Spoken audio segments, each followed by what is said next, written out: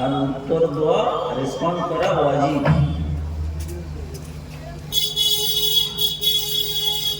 সুন্নাত এবং ওয়াজিবের মধ্যে পার্থক্য আপনাদের জানা আছে না?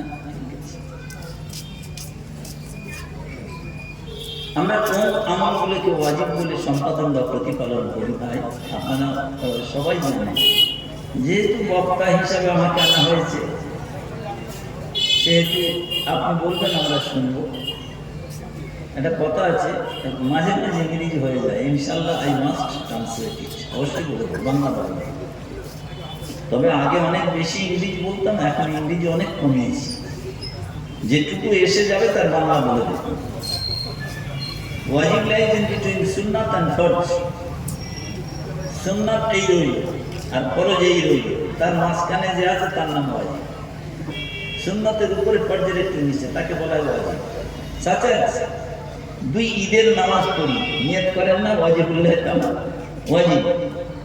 কুরবানি করে ওয়াজিব, ফিতরা দেন ওয়াজিব, যাকাত নয়, যাকাত ফরজ।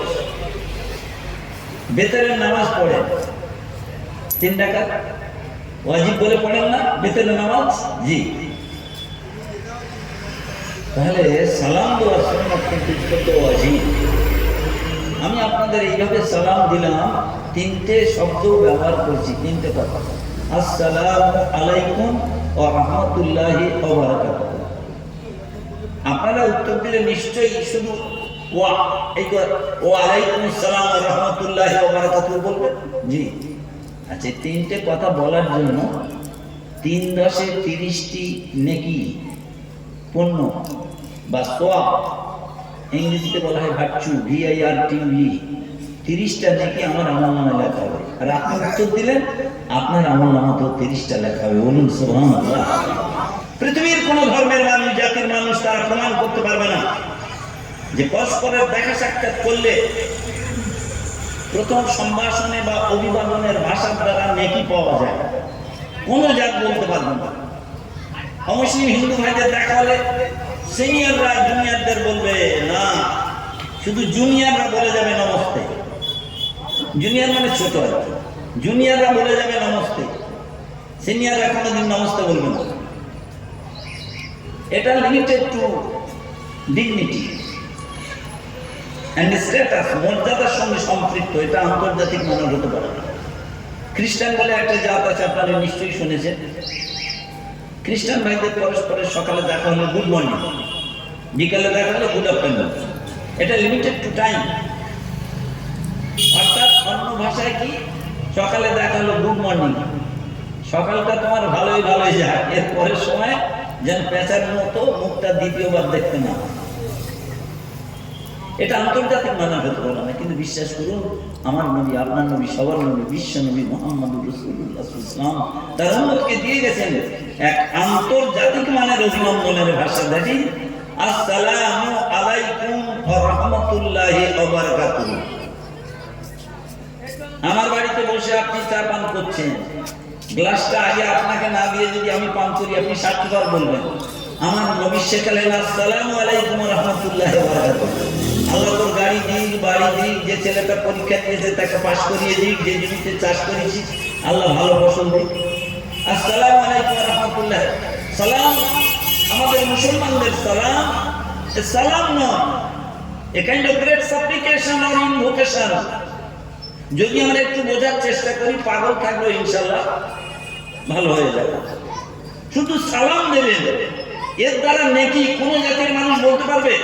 জানে নামাজ পড়লে নেকি হয়, তো হিন্দুরা ভাবে পূজা করলে নেকি হয়, তারপরে ওরা ভাবে গাছকে দেবতা বলে এই করলে সওয়াব হয়।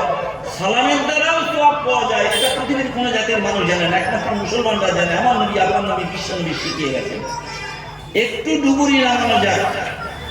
আমি কোথা থেকে কথাটা আপনাদের বললাম যে একবার সালাম দিলে 30টা নেকি হয়।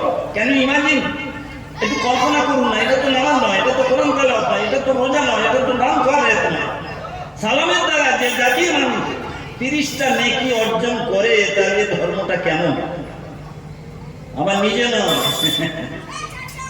সালাম তো যাই একটু ডুবুরি নামানো যায়। আবু দাউদ শরীফ 5153 নম্বর হাদিস থেকে প্রমাণিত, একটা মুসলমান এইভাবে সালাম দিলে 30টা নেকি পাবে। বলুন সুবহানাল্লাহ। তিরমিজি শরীফ 2699 নম্বর হাদিস। হাদিসে যদি এইটা মজলিস না হতো, আপনারা এখনো বুঝতে পারছেন না, চশমা দিয়ে রেখেছে, ফের মনে মনে হচ্ছে একটা কালো পর্দার মতো কিছু, রুমালটা চোখে দেবো নাকি? নিশ্চয়ই আপনারা বুঝতে পারবেন, আমি তো আফটার অল ভাই মেশিন নয়, আপনাদের মতো মানুষ। ব্যথা বেদনার অনুভূতি আপনাদের যেমন আমারও তেমন। তো যদি মজলিসের হাল এই হয়, তাহলে আমার ডাল ভাঙবে না বললে এইবার। আমি তো আফটার অল মানুষ, আমি তো সুরেলা বস্তা নয়, আমি তো বাজার গরম করা হটকেকের মতো বস্তা নয়। আপনাদের মতো দু চারটে কথা হয়তো জ্ঞানা গল্প কথা একটু রাখতে চাচ্ছেন। কত দূর থেকে এলাম ভাই, সেই শুধু মেটিয়াবুরুজ থেকে এলাম।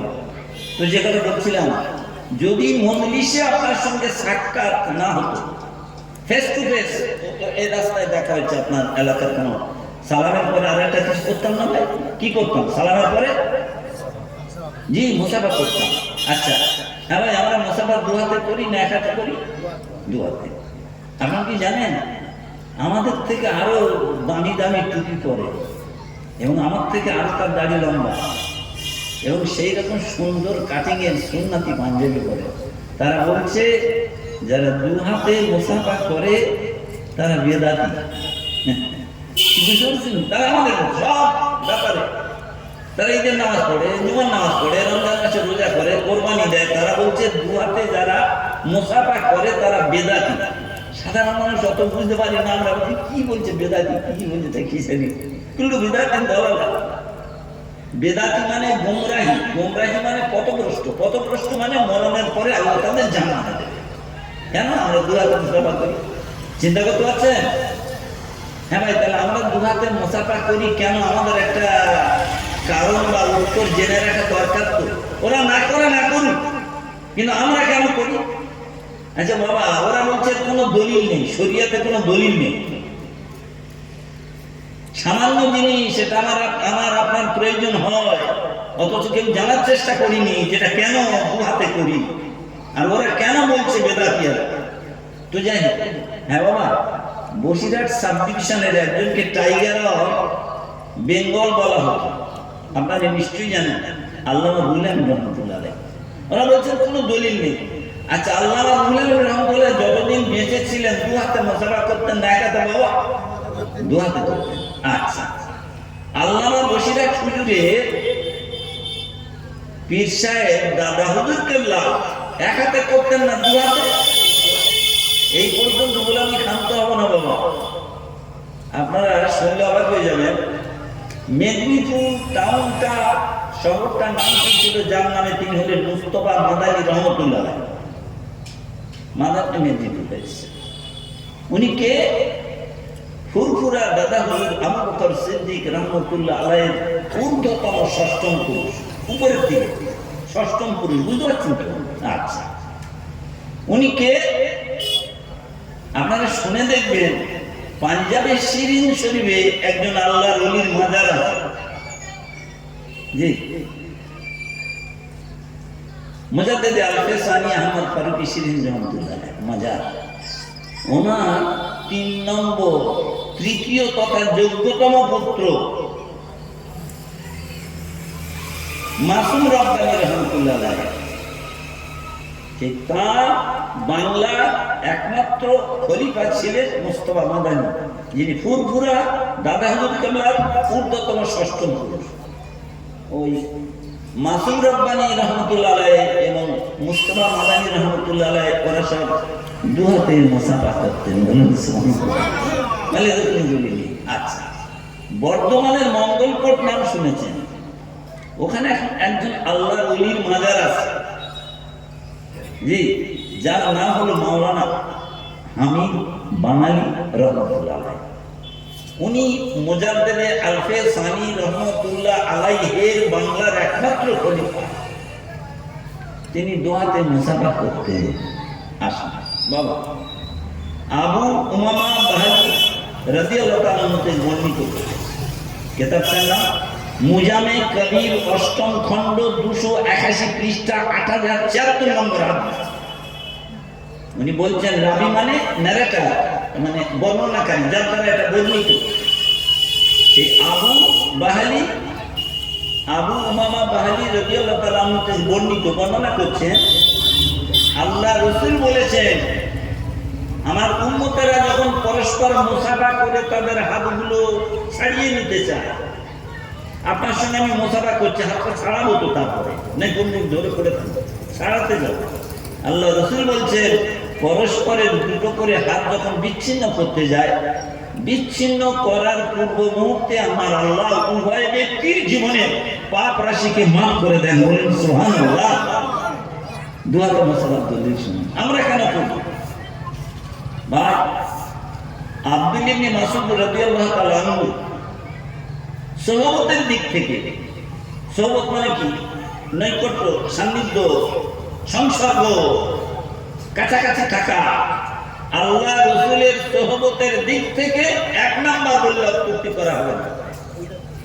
সেই আব্দুল্লাহ ইবনে মাসউদ রাদিয়াল্লাহু তাআলা আনহু আল্লাহ রাসূল জীবনে একজনের কোরআনের কেরাত শুনতে বড়ই পছন্দ করতেন, অভিভূত হতেন। সেটা ওই আব্দুল্লাহ ইবনে মাসউদ রাদিয়াল্লাহু তাআলা আনহু তেলাওয়াত। আল্লাহ রাসূলের স্টেটমেন্ট অনুসারে যাওয়ার পরে ইসলামকে যদি টিকিয়ে রাখতে চাও তোমাদের মধ্যে, আমার আবু বকরকে তোমরা ধরে থেকো। আবু বকর সম্বন্ধে রাদিয়াল্লাহু তাআলা আনহু সম্বন্ধে সিদ্দিক রাদিয়াল্লাহু আপনাদের বলে বোঝানোর দরকার নেই। তামাম উম্মতের ঈমান যদি এক পাল্লায় রাখা হয়, আল্লাহ রাসূল বলেছেন আমার আবু বকরের ঈমান যদি অন্য পাল্লায় রাখা হয় ওটা ভারী হয়ে যাবে। বলুন সুবহানাল্লাহ। সেই আবু বকরকে ধরে রেখো। আবু বকরের ইন্তেকালের পরে যদি ইসলামকে ধরে রাখতে চাও, ইসলামকে পেতে চাও, পূর্ণ ইসলাম পেতে চাও, হযরত ওমর ফারুক রাদিয়াল্লাহু তাআলা আনহু, ওই ওমর ফারুক রাদিয়াল্লাহু তাআলা আনহু ফারুক আযম কে আপনারা নিশ্চয়ই শুনেছেন।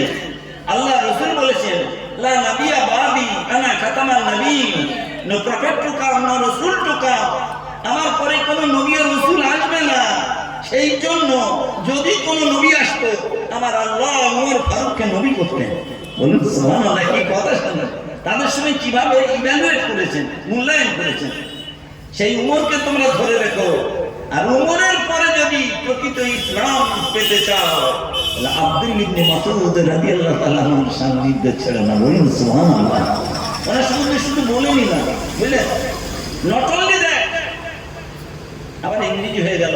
অন্য রিওয়ায়াতে এসেছে আসমান থেকে যখন কোরআন নাযিল হয়েছিল, এমন কার উপরে? নবী মুহাম্মদ রাসূলুল্লাহ সাল্লাল্লাহু আলাইহি ওয়াসাল্লামের উপরে কোরআন। আমার কোরআনের ভাষা কোথায় ছিল? ঘর উত্তর 24 পরগনা না দক্ষিণ 24 পরগনা? কোরআনের ঘর ছিল লাউহে মাহফুজ।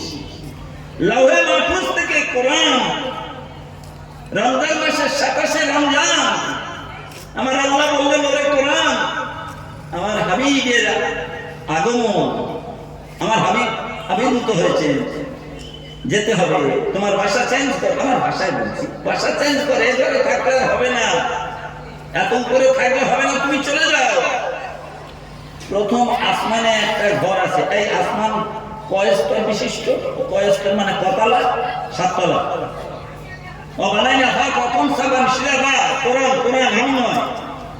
আসমান কতলা ভাই? আসমান 7 তলা। তো প্রথম আসমানে একটা ঘর আছে যার নাম হলো বাইতুল ইজ্জাত। এই বাইতুল ইজ্জাতে কোরআন চলে এলেন। ওইখান থেকে দুনিয়ার জমিনে 570 খ্রিস্টাব্দের 29 আগস্ট রবিউল আউয়াল মাসে 12 তারিখ সোমবার সাদেকের সময় পৃথিবীর মধ্যবর্তী স্থান ওই মক্কার কুরাইশ বংশে আব্দুল্লাহ কর্ণকুটিরের মহিনা বদর থেকে যখন ভূমিষ্ঠ হলেন, আল্লাহ পাক কোরআন ইশারা করে বললেন আমার নবীর যখন যে সমস্যা দেখা দেবে তখন তোমাকে পাঠাবো, এইখানে তুমি থাকো। কোথায়? বাইতুল ইজ্জাতে। বাইতুল ইজ্জাত থেকে আমার নবীর কাছে, নবীর যখন বয়স 40 বছর 6 মাস 8 দিন, ইংরেজিতে 610 খ্রিস্টাব্দে 6 আগস্ট কোরআন অবতীর্ণ হওয়া শুরু হলো। কত বছর ধরে? 22 বছর 2 মাস 22 দিন করে মক্কার জমিনে, 12 বছর 5 মাস 13 দিন মদিনার জমিনে 9 বছর 9 মাস 9 দিন ধরে কোরআন নাযিল হলো। যোগ করে দেখুন 22 বছর 2 মাস 22 দিন। এত কথা কেন বলছি? আল্লাহ রাসূল বলেছিলেন, একটা রিওয়ায়াতে পাওয়া গেছে, তোমরা যদি অরিজিনাল কোরআন যেভাবে নাজিল হয়েছিল সেই সৌন্দর্য, সেই রূপ, সেই রস, সেই সুগন্ধ যদি পেতে চাও, আমার আব্দুল ইবনে মাসউদের মুখ থেকে কোরআন তেলাওয়াত শোনো, তোমরা সেটা পাবে। বলুন সুবহানাল্লাহ। হয়তো সবাইকে আমি বোঝাতে পারলাম না, সেই আব্দুল ইবনে মাসউদ রাদিয়াল্লাহু তাআলা থেকে বর্ণিত হাদিসটা বলবো বলে এত কথা বলছি, যে আমি আল্লাহ রাসূলের সঙ্গে মুসাফা, শুধু মুসাফা নিয়ে কথা হচ্ছে, ওয়াজ করিনি বাবা। আল্লাহ রাসূলের সঙ্গে মুসাফারত অবস্থায় ছিলাম। কে বলছেন? আব্দুল ইবনে মাসউদ। আর আব্দুল ইবনে মাসউদ কে এতক্ষণ ধরে তার সম্বন্ধে বললাম? বলছে মুসাফারত অবস্থায় ছিলাম, আমার দুটো হাত যখন আল্লাহ রাসূলের দুটো হাতের মধ্যে আবদ্ধ, তার নাম তো মুসাফা। তখন আল্লাহ রাসূল বলেছিলেন, যার ভাবার্থ হলো, এই আব্দুল ইবনে মাসউদ, আজ তুমি তোমার তাশাহুদটা সহি করে নাও, কারেক্ট করে নাও। তাশাহুদ ইবনে 2 রাকাত বা 4 রাকাত বিশিষ্ট নামাজের বসে প্রথম যেটা পড়ি, আত্তাহিয়াতু, নামাজ শেষের 2 রাকাত বা শেষের 4 রাকাত হলে তারপরে কি পড়ি? দরুদ ইব্রাহিম, তারপরে দোয়া মাগফিরাত। তাহলে আত্তাহিয়াত আমরা কম বেশি সবাই যারা নামাজ পড়ি জানি। তো বলছেন আল্লাহ রাসূলের হাতের মধ্যে আমার হাত দুটো এইভাবে লেগে রয়েছে চাপা। আল্লাহ রাসূল আমার তাশাহুদ শিখিয়েছিলেন। বলার অর্থটা তাশাহুদ শেখানোর জন্য বলিনি, বলেছি আল্লাহ রাসূলের দুটো হাতের মধ্যে আব্দুল ইবনে মাসউদ রাদিয়াল্লাহু তাআলা দুটো হাত যখন আবদ্ধ ছিল মুসাফা অবস্থায়, মুসাফারত অবস্থায়, সেই সময় তাশাহুদ শিখিয়েছিলেন। তাহলে তারা বোঝা গেল যারা বলছে 2 হাতে যারা মুসাফা করে তারা বেদাতি, আমি বলছি 2 হাতে যারা মুসাফা করে তারা জান্নাতি। বলুন সুবহানাল্লাহ। এতক্ষণ ধরে আপনাদের শুধু সালাম আর মুসাফার কথা বললাম। আলহামদুলিল্লাহ, আলহামদুলিল্লাহ নাহমাদুহু ওয়া নাস্তাঈনুহু ওয়া নাস্তাগফিরুহু ওয়া নু'মিনু বিহি ওয়া নাতাওয়াক্কালু আলাইহি ওয়া নাউযু বিল্লাহি মিন শুরুরি আনফুসিনা ওয়া মিন সাইয়্যাতি আমালিনা। মান ইয়াহদিহিল্লাহু ফালা মুদিল্লা লাহু ওয়া মান ইউদ্লিলহু ফালা হাদিয়া লাহু। ওয়া নাশহাদু আল লা ইলাহা ইল্লাল্লাহু ওয়াহদাহু লা শারীকা লাহু ওয়া নাশহাদু আন্না সাইয়্যিদানা ওয়া মাওলানা মুহাম্মাদান আবদুহু ওয়া রাসূলুহু সাল্লাল্লাহু আলাইহি ওয়া আলিহি ওয়া সাহবিহি ওয়া বারাকা সাল্লাম। আম্মা বা'দ। আউযু বিল্লাহি মিনাশ শাইতানির রাজীম। বিসমিল্লাহির রাহমানির রহিম। ইয়া আইয়ুহাল্লাযীনা আমানু হাল আদুল্লুকুম আলা তিজারাতিন তুনজিকুম মিন আযাবিন আলীম। تؤمنون بالله ورسوله وتجاهدون في سبيل الله بأموالكم وأنفسكم ذلكم خير لكم إن كنتم تعلمون يغفر لكم ذنوبكم ويدخلكم جنات تجري من تحتها الأنهار ومساكين طيبة في جنة عدن ذلك الفوز العظيم صدق الله مولانا العظيم। সর্বাগ্রে সর্বপ্রথম আমার ক্লান্ত কণ্ঠে তিক্ত স্বর দিয়ে পরিবেশিত হলো কোরআন শরীফের সূরা সাফের সূরা নম্বর 61, পারা নম্বর 28, রুকু নম্বর 2, আয়াত নম্বর 10 থেকে 12 কয়েকটি আয়াত পরিবেশিত হলো আমার তিক্ত কণ্ঠে, অরুচিকর কণ্ঠে। আপনারা নিশ্চয়ই বুঝতে পারছেন বাবা। আমি তারপরে স্মরণ করতে চাই সেই আল্লাহ তাবারক তাআলাকে। আচ্ছা ভাই, একটু বলবেন কি, আমি তো আপনাদের কয়েক ঘন্টার জন্য, আমরা বলি মেহমান, ইংরেজরা বলে গেস্ট, অমুসলিম হিন্দু ভাইরা বলে অতিথি। তা আমি তো আপনাদের গেস্ট, অতিথি। হিন্দু ভাইদের ধর্মে বলা হয়েছে কোনো অতিথি যদি বাড়িতে এসে অতিথি সেবকের ব্যবহারে অসন্তুষ্ট হয়ে ঘরে ফিরে চলে যায়, তা অতিথি সেবক বা বাড়িওয়ালার গলায় দড়ি দিয়ে মারা হয়। আর আমার ইসলাম বলছে বাড়িতে যদি কোনো মেহমান আসে একদিন তার রুচিসম্মত খাদ্য পরিবেশন করা ওয়াজিব। ওয়াজিব নিশ্চয়ই আপনি বুঝতে পেরেছেন। আর 3 দিনের আগে চলে যেতে বলা যাবে না, তাই তো গেস্ট। একটু মনের কথা বলি ভাই, এত কষ্ট করে কি বলবো, আমার সঙ্গে সে হাসায় বাসায় খাই হয়েছে 14 ঘন্টা 4 চাকা গাড়িতে গিয়ে আমরা 14 ঘন্টা ধরে ফিরেছি। আরে আমার কষ্টটা এখানে যে জানতে হবে জানোয়ার, আমি a kind of animal, a kind of জানোয়ার, হয়তো হেঁটো মেটো ঘেটো, ওদের মতো হয়তো বাজার গরম করে ভাবতে নয়, মা বোনদের চোখের পানিতে বুকের কাপড় ভেজাতে পারবো না, কিন্তু চলার পথের কিছু কাঁটা দূর করতে পারবো। তো ভাই এত কষ্ট করে এলাম, আপনারা নিশ্চয়ই জানেন, কষ্ট নেবেন না ভাই। এসেছি যখন বলি, বিশ্বাস করুন, আমাদের পাড়ার ক্লাবের ছেলেদের যদি বলি আগামী 5 সেপ্টেম্বর কেন শিক্ষক দিবস হচ্ছে এই সম্বন্ধে, তোদের স্কুলওয়ালারা যা বলে সেসব খণ্ডন করে দেব, কালকে বলবো না, এর থেকে বেশি লোক জমা হয়ে যাবে। আমার পাড়ার ছেলেদের যদি বলি কালকে তোদের সর্ববারা তোদের লোককে কিছু কথা রাখবো, এত দূর থেকে কষ্ট করে এলাম, নিশ্চয়ই তো চারিদিকে সব শ্মশান আর কবরস্থান নয়, এবং এখন তো ঘুমিয়ে পড়ছেন তা নয়। তো ভাই আর্নেস্ট অ্যাপিল, সর্বাগ্রে সর্বপ্রথম স্মরণ করছি সেই আল্লাহ তাবারক তাআলাকে, যিনি মানব জাতিকে অভিহিত করেছেন তার কালামুল্লাহ শরীফের দ্বারা, ওয়ালিল্লাহিল মাশরিকু ওয়াল মাগরিবু ফাআইনামা তুওয়াল্লু ফাসাম্মা ওয়াজহুল্লাহ। পূর্ব দিকে তাকাও, পশ্চিম দিকে দৃষ্টিপাত করো, উত্তর দক্ষিণ যেদিকেই দিকপাত করো না কেন, সকল দিকেই আমার আল্লাহ হাজির আছেন। বলুন সুবহানাল্লাহ। সেই আল্লাহর কথা বলছি, ওহুয়া মাআকুম আইনামা কুনতুম, যেখানে থাকো, যেখানে বসো, যেখানে দাঁড়াও, ঈমানদার যেখানে আছে আমার আল্লাহ সেখানে হাজির আছে। বলুন সুবহানাল্লাহ। ওয়াসিরু কাওলাকুম আবিজহারু বি ইন্নাহু আলিমুন বিজাতিস সুদূর। জোরে বলুন আর আস্তে বলুন। অন্তরের যে কথাটা বাহিরে প্রকাশিত হয়নি, অব্যক্ত অপ্রকাশিত, সেটাও আমার আল্লাহ জানেন। বলুন সুবহানাল্লাহ। সেই আল্লাহ তাআলাকে যিনি অমনিপটেন্ট, অমনিপ্রেজেন্ট, অমনিসেন্ট এন্ড এভার পাস্ট। শিক্ষিত ভাই যারা আছেন ভাই, প্রেজেন্ট এভরিওয়্যার এর সবচেয়ে আন্তর্জাতিক মানের ইংরেজি হলো অমনিপ্রেজেন্ট। অল পাওয়ারফুল আন্তর্জাতিক মানের স্ট্যান্ডার্ড ইংরেজি হলো অমনিপটেন্ট। আমি ওইটা ব্যবহার করি, কিন্তু মানেটা বলে দিই। আমার আল্লাহ বলেন অমনিপটেন্ট, অল পাওয়ারফুল, সর্বশক্তিমান। ইন্নাল্লাহা আলা কুল্লি শাইইন কাদির।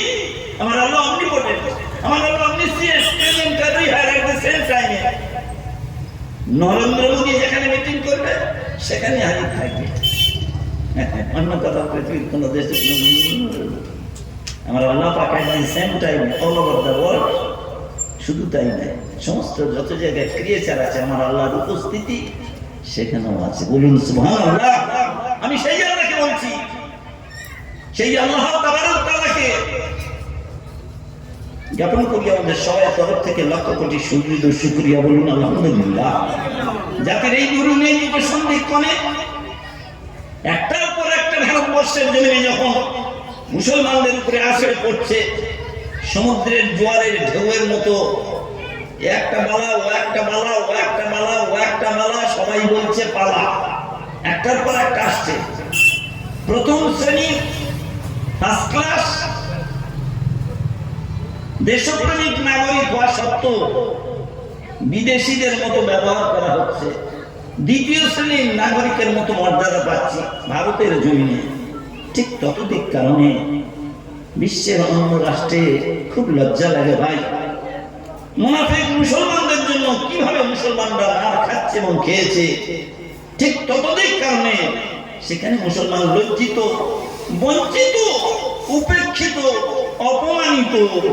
এরই মাঝে আশার আলো হলো, এত কিছুর পরেও মনটা চঞ্চল হয়ে উঠছে, মনটা ছটফট করছে। আরো একজন মহামানবের নূরের আদর্শকে স্মরণ করার জন্য, বরণ করার জন্য, গ্রহণ করার জন্য। হ্যাঁ, কিন্তু তিনি কে? যিনি ছিলেন নারী স্বাধীনতার অগ্রদূত, কালো মানুষদের মুক্তি সূর্য, বিধবা ও দরিদ্রের চিরকালীন স্বস্তি, অনাথ এতিমের সর্বকালীন শান্তি, নারীর অস্ত্র মোছাতে, নারীর বুকের বেদনা ঘোচাতে, নারী ন্যায্য অধিকার পৃথিবীর জমিনে প্রতিষ্ঠিত করার একমাত্র এবং প্রথম মহামানব তো কে তিনি? যিনি ছিলেন রাহমাতুল লিল আলামিন, খাতামান নবীয়্যিন, আমার নবী, আপনার নবী, সবার নবী, বিশ্ব নবী মুহাম্মদুর রাসূলুল্লাহ সাল্লাল্লাহু আলাইহি ওয়াসাল্লামকে পরিবেশন করি। আমাদের প্রাণ উজাড় করা, হৃদয় নিংড়ানো, নিঃশর্ত নিঃস্বার্থে আপনার আন্তরিক সেই প্রেম প্রীতি ভালোবাসা মেশানো অজস্র দরুদ ও সালাম বলুন সাল্লাল্লাহু আলাইহি ওয়াসাল্লাম। ভাইসব, আমি আপনাদের কাছে কিছু কথা রাখার আগে আমার প্রারম্ভিক দু একটি কথা শুনে নিন। হাত জোড় করে বলছি ভাই, যদি কেউ বেঁচে থাকে, শ্মশানে বা কবরস্থানে যদি না থাকে, ফর দ্য টাইম বিং 365 দিনেও বছর হয়, 366 দিনেও বছর হয়, কিন্তু মনে রাখবেন 365 দিন বছর হয় কখন, আর 366 দিন বছর হয় এটা 366 দিনে না, বছর নয়, এটা 365 দিনে। কেন? বারে তার একদিন 4 বছর পরে যে বছরে 366 দিনে বছর হবে, জেনে নেবেন সেই বছরের ক্যালেন্ডারে ফেব্রুয়ারি মাসটা 28 না হয় 29 হবে। আর যদি 28 হয়, বছর 28, তাহলে 365 দিনে বছর। তাহলে 365 দিন তো আপনার এখানে বসে থাকতে হবে না ভাই। কয়েক ঘন্টার জন্য বাইরে ওলামা হুজুরদের দাওয়াত করেছেন, চকচকে ঝকঝকে আপনার একটা পরিবেশ, বৈদ্যুতিক আলোর ঝলকানি, এইসব পরিবেশে দাওয়াত করেছেন কিছু কথা শোনার জন্য। তো সেই জন্য আমরা যদি এসে দেখি ফাঁকা, তো আমি আপনাদের কাছে অনুরোধ করব অন্তত কিছুক্ষণের জন্য একটু স্যাক্রিফাইস করে, for the sake of the humanity, অন্তত মানবতার কারণে আমরা দূর থেকে অনেক কষ্ট করে এসেছি ভাই। তো দুটো কথা যদি আলোচনা করতে না পারি, আমি তো সুরেলা বক্তা নয়, নিশ্চয়ই আপনারা বুঝতে পারছেন। তো যাই হোক, যেটা বলতে চাচ্ছিলাম, আপনারা অনেকেই শুনেছেন, আবার একবার শুনে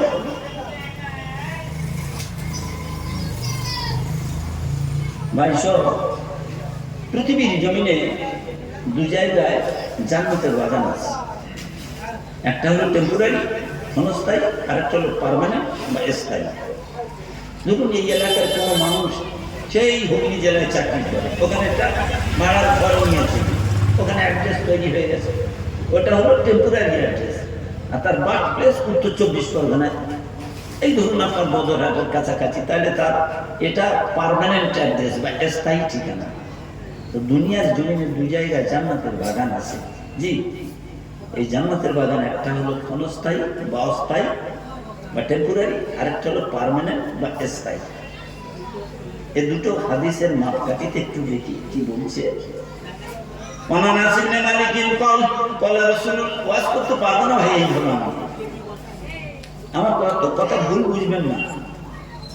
আমি হাদিসে বলি, ইতিহাসে বলি, কোরআনও বলি, বিজ্ঞানও বলি, আন্ডারস্ট্যান্ড। যদি আপনাদের বোঝাতে না পারি, আমার পাণ্ডিত্যের কোনো দরকার নেই, কোনো মূল্য নেই। তো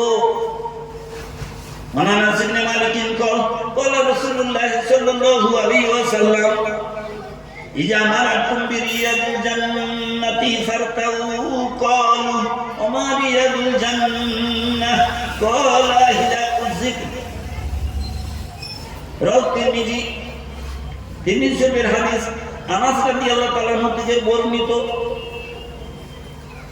আল্লাহ রাসূল বলছেন, সাহাবীরা, ও আমার সাহাবীরা, ও আমার সাথীরা, দুনিয়ার জমিনে চলমান অবস্থায়, ভ্রাম্যমান অবস্থায় চলতে চলতে যদি কোথাও জান্নাতের বাগান দেখতে পাও, ওই বাগানে প্রবেশ করে জান্নাতের ফল ভক্ষণ করবে।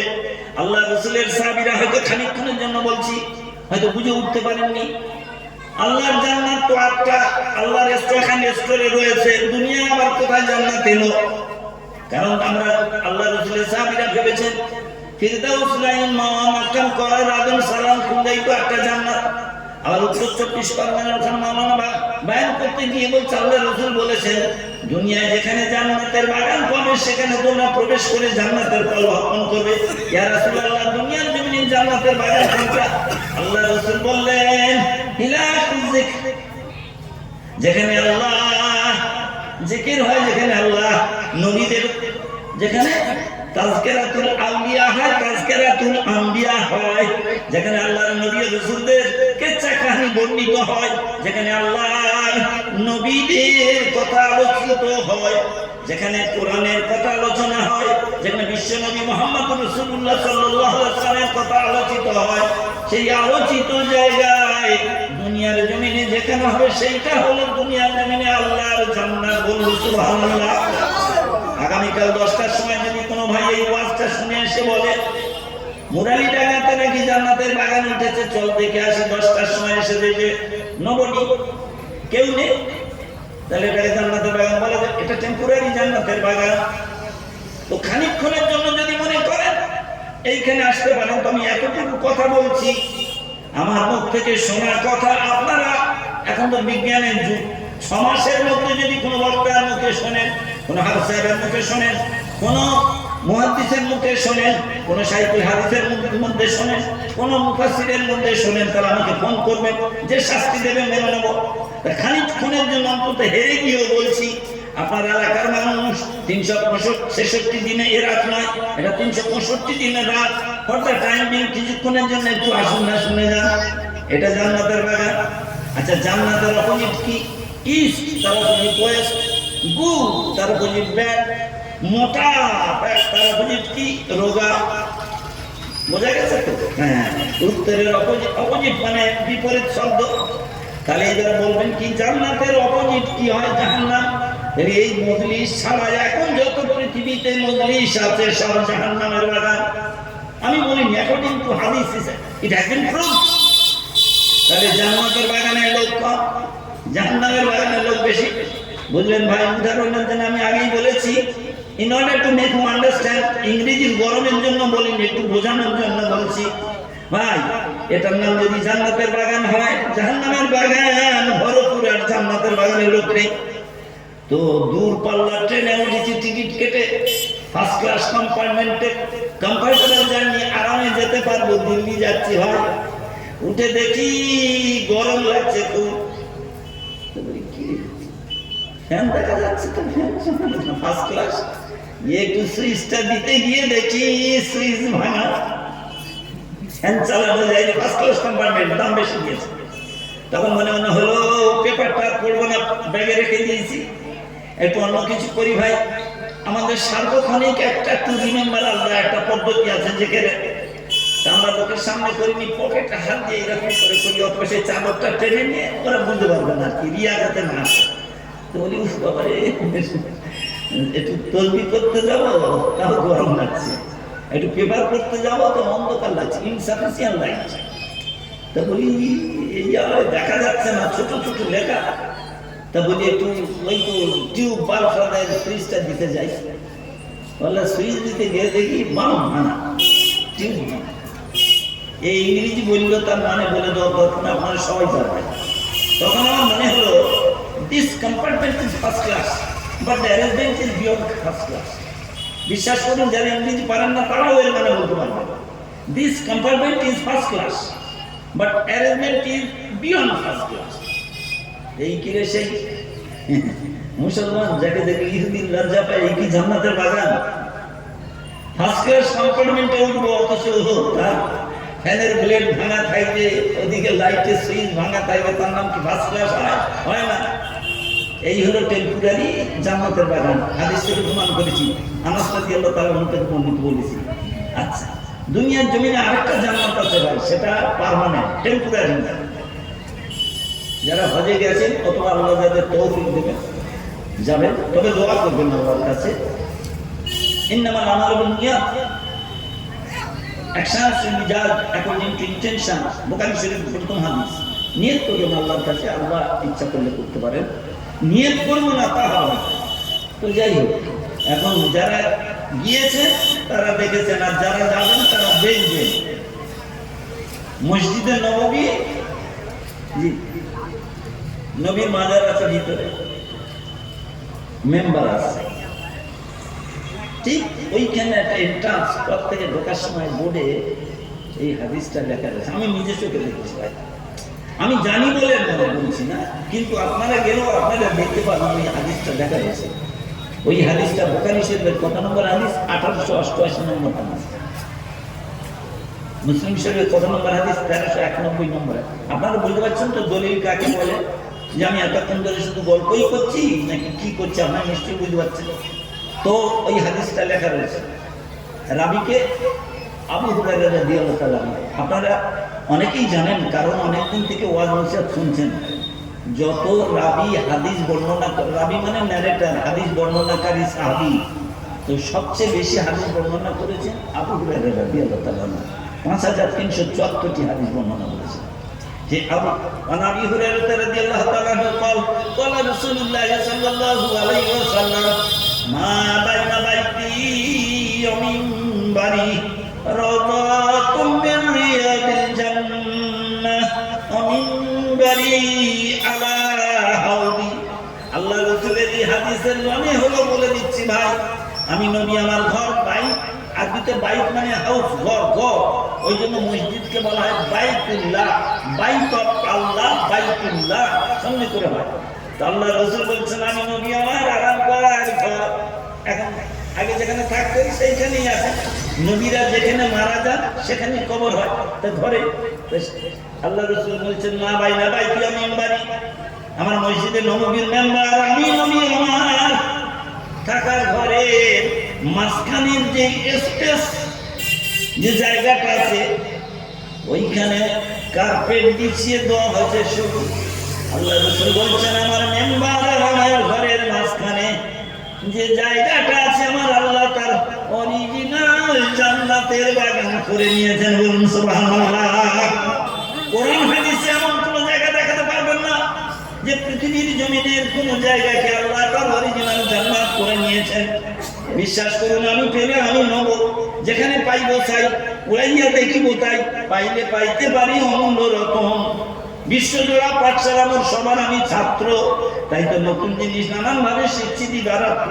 কোরআন হাদিসে পাইনি। আপনি হজ করতে যাবেন বাবা, কাবার প্রথম 7 বার তোয়াফ করতে হবে। এই কেচ্ছা কাহিনী শোনার জন্য আমাকে দাওয়াত করা হয়নি, কিন্তু কি করবো, লোক নেই। একটা পরিবেশ তৈরি করার চেষ্টা করছে বাবা। তো 7 বার তোয়াফ করতে হয়। কোথা থেকে তোয়াফ শুরু করতে হয়? দক্ষিণ পূর্ব কোণে বাবা হাজরে আসওয়াদ, সেই জান্নাতি পাথর আছে, সেই পাথর থেকে শুরু করে যেতে হয়। এই দেখুন দক্ষিণ পূর্ব কোণে হাজরে আসওয়াদ আছে। এখনো পর্যন্ত হিন্দু ভাইরা জানে, মুসলমানদের সঙ্গে আমাদের একটা আসল বড় যুদ্ধ বাকি আছে। কারণ আমাদের শিবলিঙ্গ ওদের কাবা শরীফে রেখে দিয়েছে, ওইটা ছাড়ানোর জন্য যেতে হবে। ওরা জানে, আমরা যেটা কাজে আসওয়াদ বলি, ওরা বলে শিবলিঙ্গ, মানে ওই জন্য আমাদের যেতে দেয় না। ওই জন্য বুঝতে পারছেন? যাই হোক, তাহলে দক্ষিণ পূর্ব কোণে হাজরে আসওয়াদ আছে। চুমো যদি দিতে না পারেন, বিসমিল্লাহ আল্লাহু আকবার ওয়ালিল্লাহিল হামদ কল্পনা করে চুমো দিতে হয়। এইখান থেকে স্টার্ট করলেন 7 সওত, একবার প্রদক্ষিণ, দুবার প্রদক্ষিণ মানে এরাউন্ড দ্য কাবা, ঘুরে আসা। 7 বার ঘুরে এলে একটা তোয়াফ কমপ্লিট হয় বাবা। ওটা কেন বলছি, তোয়াফ করার সময় এইখান থেকে শুরু করলেন, 3-4 পা যাওয়ার পরে এখানে কাবা শরীফের পূর্ব দিকে একটা সোনার গেট, ওই গেট আর হাজরে আসওয়াদের মাঝখানের জায়গাটাকে বলা হয় মুলতাজাম। ওখানে দোয়া কবুল হয়, কিন্তু ওখানে দাঁড়িয়ে তোয়াফ করার সময় দোয়া করতে পারবেন না, পরে করতে হবে। শুনিয়ে দিচ্ছি। ওখান থেকে চলে গেলেন বাবা পূর্ব দিক শেষ করে উত্তর দিকের টার্নিং পয়েন্টে চলে গেলেন। এইখান থেকে এইরকম করে অর্ধবৃত্তাকারে ইট দিয়ে ঘেরা আছে, ওখান তো সোজা যেতে দেবে না, বাইরে থেকে যেতে হবে। বৃষ্টি হলে কাবা শরীফের ছাদের পানি যে নলটা দিয়ে পড়ে ওকে বলে মিজাবের রহমত, আর যেখানে পড়ে ওর নাম হলো হাতিম।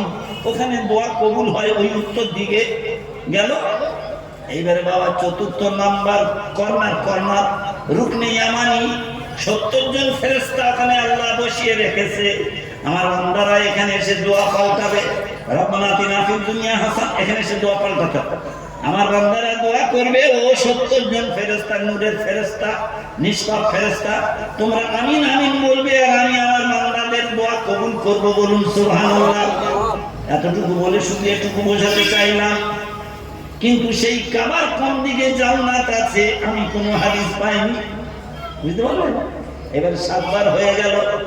আপনার ওয়াজিব উত্তর 2 রাকাত নামাজ পড়তে হবে বাবা।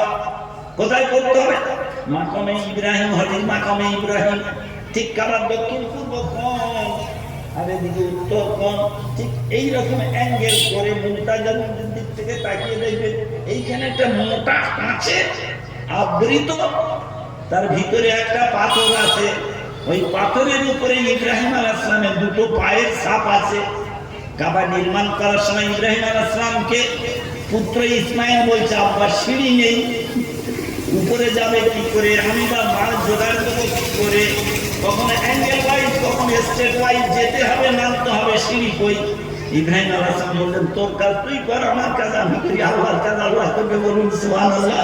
যে পাথরের উপরে ইসমাইল আলাইহিস সালাম কাজ করতে করতে 2টো পায়ের ছাপ পড়ে গেছে, ওই পাথরটাকে বলে মাকামে ইব্রাহিম। আমার আল্লাহ কোরআনে বলছে, তাখিলু মিন মাকামে ইব্রাহিম মুসাল্লা। আমার ইব্রাহিম নবীর পায়ের ছাপ যুক্ত পদচিহ্নে সম্বলিত ওই পাথরকে তোমরা মুসাল্লা বানাও, ওখানে নামাজ পড়ো, বলুন সুবহানাল্লাহ। এটা আমরা নয়, আল্লাহ বলে দিচ্ছে। এটা বলে এইটুকু বোঝা তার সব দিকে নেই, কিন্তু জান্নাতের বাগানের খবর এখনো পাইনি। অথচ বাইতুল্লাহ তোয়াল না করলে আপনার হজই হবে না, বুঝলেন? কিন্তু এখানে জান্নাতের কোনো খবর নেই।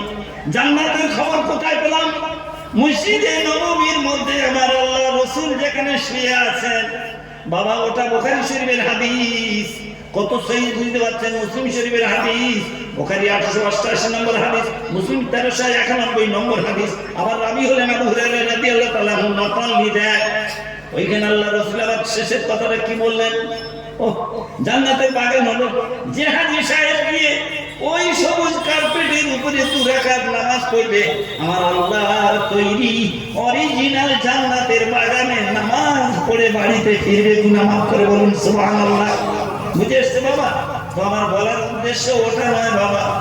আল্লাহ রাসূল লাস্ট কথা, ওই হাদিসের শেষ কথাটা কি বলছে শুনুন। হ্যাঁ, আমি জানি না এলাকায় সীমানা লিমিটেশন কতদূর জানি না, দক্ষিণ উত্তর পূর্ব পশ্চিম, ভাই একটা দিনের জন্য অন্তত কিছু লোক আসতে পারেন না। এইভাবে এত সব আমরা পণ্ডিত হয়ে গেছি। একবার যদি জেনারেল শিক্ষায় শিক্ষিত হন তো আলহামদুলিল্লাহ আরো ভালো, যদি আরবি শিক্ষায় শিক্ষিত হন তাও তো আলহামদুলিল্লাহ আরো ভালো। যদি একবারে মূর্খ হন তাদের জন্য তার কোনো কিতাব পড়ে জ্ঞান অর্জন করার নেই। ওসব শুনবেন না, ওসব দেখবেন না, ওতে জ্ঞান পাবেন না। ও উদাহরণ দিচ্ছে আপনাদের। তো ভাই অনুরোধ করছি, 2টো জান্নাতের বাগান, এই সেই জান্নাতের বাগান। আচ্ছা, বিশ্বাস করুন চশমার মধ্য দিয়েও দেখা যাচ্ছে শূন্য, সামনে জায়গা শূন্য। বাহিরে আছেন কি কোন মহৎ ভাই? একটু এসে কি করবেন? পূর্ণ। সামনে জায়গা আছে ফাঁকা, পিছনের অথবা বাহিরের কোন কি গো শিক্ষিত ভাই আছেন? একটু এসে করবেন, দেবেন ঢাকা। শূন্য জায়গা একটু যদি করেন পূর্ণ, ফাঁকা জায়গা যদি একটু করেন ঢাকা, আল্লাহ রহমত বর্ষিত হবে। আমি বলিনি। এই জামানায় একটা সুন্নতের উপরে যদি আমল করেন, বিশ্বাস করুন শূন্যের গুরুত্ব মূল্য হয়তো আমরা অনেকেই বুঝি না। কিন্তু বাবা, আমি ওই ধরনের ভালো ভালো বক্তাদের তালিকায় আমার নাম নেই, আমি কালো বক্তাদের তালিকায়। কিন্তু বিশ্বাস করুন আপনার চলার পথে কাঁটা দূর হবে ভাই, যদি একটু মনোযোগ দিয়ে শোনেন। এই শূন্য জায়গা যদি করেন পূর্ণ, পেয়ে যাবেন আল্লাহর তরফ থেকে বস্তা বস্তা পূর্ণ। হাদিস থেকে প্রমাণ করবে, এটা মুখে তো বলবেন আপনার ভাষা জ্ঞান আছে, ছন্দ জ্ঞান আছে, মিলিয়ে দিচ্ছেন। ওইটা দিক। আমার কথা হলো শুনুন, শূন্যের কত দাম দেখুন, একটু খেয়াল করে ফিরে যান, ফিরে দেখা।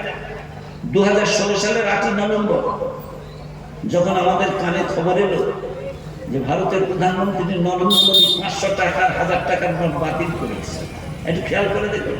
ও বিশ্বাস করুন, আমাদের মির্জাপুর এলাকায় সব tailoring source of only source of income, দর্জির কাজ, সব অবস্থাকার বলে ছুটি, যাও ছুটি। আর ছুটির পেট চলে কি করে? উত্তর 24 পরগনায় যত ব্রিক ফিট ছিল, আমিও খবর নিয়েছি, শ্রমিকদের সব ছুটি। ওদিকে যত ফিসারি ছিল সব লেবারদের ছুটি। তা যদি সবাইকে দেন ছুটি, এরা পাবে কোথায় রুটি? কি করে চলবে এদের? তো সর্ষে করে দেখছে সব মানুষ, অর্থনৈতিক কাঠামো ভেঙে পড়লো, বুঝলেন? বিশ্বাস করুন, যদি পৃথিবীতে শূন্য না থাকতো, 2016 সালের 8ই নভেম্বর একটা সিদ্ধান্তে পুরো ভারতবাসীর কাছে নেমে এলো। কি নেমে এলো? একবারে চোখে সর্ষে ফুল ধরল, একটা অর্থনৈতিক কাঠামো ভেঙে পড়লো। এর থেকেও মানুষ বিপদগ্রস্ত হতো। মধ্যাহ্নে মধ্য গগনে দেখতো অমাবস্যার অন্ধকার, যদি পৃথিবীর জমিনে শূন্য না থাকতো। একজন হলেও কি আমি বোঝাতে পারবো না, এমন লেখাপড়া শিখেছি। এই সিদ্ধান্তে মানুষ বিচলিত হয়েছে, বিপর্যস্ত হয়েছে, অর্থনৈতিক কাঠামো ভেঙে পড়েছে নরেন্দ্র মোদীর কথা শুনে, ফতোয়া শুনে। এর থেকেও মানুষ বিপদগ্রস্ত হতো যদি পৃথিবীর জমিনে শূন্য না থাকতো। আচ্ছা, শূন্যর ইংরেজি কি জানেন? জিরো। ZER।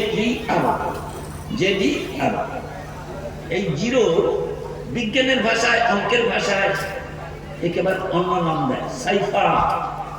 আচ্ছা বলে দিই, সাইফার আরবি সিফরা শব্দের অপভ্রংশ। আর এই জিরো যেটা বলছি, এই জিরোকে ইউটিলাইজ করে, এই জিরোকে ইউটিলাইজ করে, আপনারা নিশ্চয়ই বুঝতে পারছেন, হাত ধরানো দেয়, একে ইউটিলাইজ করে ইউরোপের মানুষরা হিরো বনে গেল। জিরো যদি পৃথিবীতে না থাকতো, সর্ষে ফুল দেখতাম। আপনার মেয়ের বিয়ে, আপনার তার বন্ধুকে বলছেন আমার কোনো ভয় নেই, কেন? বলে 50,000 টাকা ফিক্সড ডিপোজিট আছে। আচ্ছা, যদি পৃথিবীতে শূন্য না থাকতো, আপনি কি করে 50,000 টাকা বোঝাতেন? বুঝে এসছে? আচ্ছা, হালকা তার চিঠি এসছে 5,000 টাকা বাকি আছে। আপনার এই খোকা, হালকা তার তমুক বাদ দিন, লম্বা দুশ্চিন্তার কোনো কারণ নেই, আমি আমার বন্ধুর কাছে 10,000 টাকা পাই। পৃথিবীতে যদি শূন্য না থাকতো, কে আপনার মুখে হাসি ফোটাতো? এটা তো নিশ্চয়ই বুঝতে অসুবিধা হবে না, লেখাপড়া না জানি না। তাহলে শূন্য কত মূল্যবান। সোনার মার্কেটে যে শূন্যকে, যে জিরোকে ইউটিলাইজ করে ইউরোপ হিরো বনে গেল, আজকে এই জিরো যারা আবিষ্কার করলো তারা জিরো রয়ে গেল। যে শূন্যের এত কত, যে শূন্য এত কিমতি, এত মূল্যবান, এত ভ্যালুয়েবল, সেই শূন্য যারা আবিষ্কার করলো তারা জিরো রয়ে গেল। আর শূন্যের ইউটিলাইজ করে ইউরোপ হিরো বনে গেল। তাহলে একবার কি শোনার দরকার হয় না? কত বড় পণ্ডিত হয়েছে যে ঘরে বসে শুনে নেব, একটু আসা যায় না? এই শূন্যকে আবিষ্কার করেছিল আমার বাচ্চা ছেলে, আবিষ্কার করেছিল এই শূন্য, যে জিরোর কথা বলছি, আবু আব্দুল্লাহ মুহাম্মদ ইবনে মুসা আল খারুনি। নাম না মনে রাখতে পারুন না কেন, 34 ইঞ্চি ছাতিটা 36 ইঞ্চি হয়ে যাবে। যে পৃথিবীর জমিনে এই জিরো আবিষ্কার করেছিল আমার বাচ্চা ছাড়া।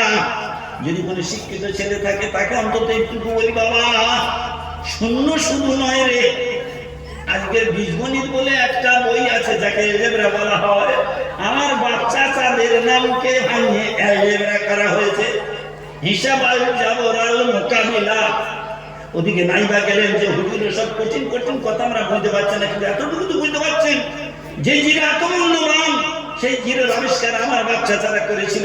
ওই জন্য আপনাদের কাছে অনুরোধ করলাম, চশমার মধ্য দিয়ে দেখতে পাচ্ছি সামনে জায়গা আছে শূন্য, বাহির থেকে ভিতর থেকে মোহন ভাইরা যদি এসে করেন পূর্ণ, ইনশাল্লাহ পেয়ে যাবেন আল্লাহর কাছে বস্তা বস্তা গাজন নয়, বস্তা বস্তা পূর্ণ।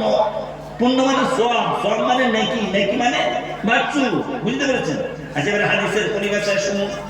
এই যুক্তির কথা বাদ দেন, বিজ্ঞানের কথা, হাদিসের পরিভাষায়। আনাবি হুরায়রা রাদিয়াল্লাহু তাআলা আনহু ক্বালা রাসূলুল্লাহ সাল্লাল্লাহু আলাইহি ওয়াসাল্লাম মান তামাসসাকা বিসুন্নতি ইনদা ফাসাদি উম্মতি ফালাহু আল-মিয়াতি শাহীদ।